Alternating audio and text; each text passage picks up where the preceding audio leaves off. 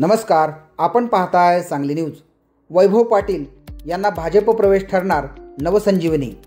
खानापूर आटपाडीचे युवा नेते व विटा नगरपालिकेचे माजी नगराध्यक्ष वैभव पाटील यांनी मुंबईत आज भारतीय जनता पक्षात प्रवेश केला।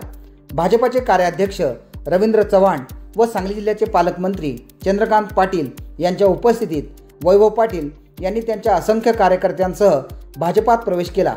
युवा नेते वैभव पाटील गेल्या काही दिवसांपासून राजकीय परिस्थिती पाहून अस्वस्थ होते, त्यामुळे येणाऱ्या स्थानिक स्वराज्य निवडणुकांमध्ये कोणताही धोका न पत्करता त्यांनी सेफ होऊन खानापूर मतदारसंघातील विरोधकांना जोरदार धक्का दिला।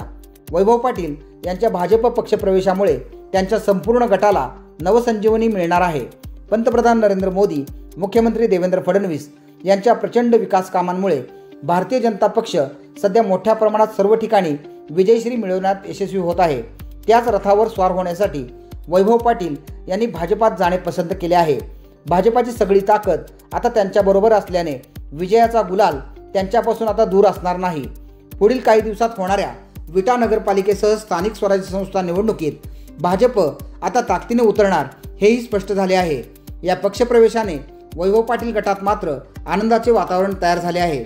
बलाढ्य भाजप पक्षाची ताकद वैभव पाटील यांना मिळणार असल्याने त्यांच्यासाठी हा पक्षप्रवेश नवसंजीवनी ठरणार आहे।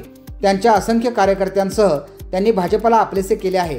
कार्यकर्त्यांच्या आग्रहास्तव व आणि सध्याच्या राजकीय परिस्थितीचा विचार करून वैभव पाटील यांनी भाजपात प्रवेश घेऊन त्यांच्या राजकीय विरोधकांना जोरदार चपराक दिली। सांगली न्यूजसाठी विद्याधर कुलकर्णी, विटा।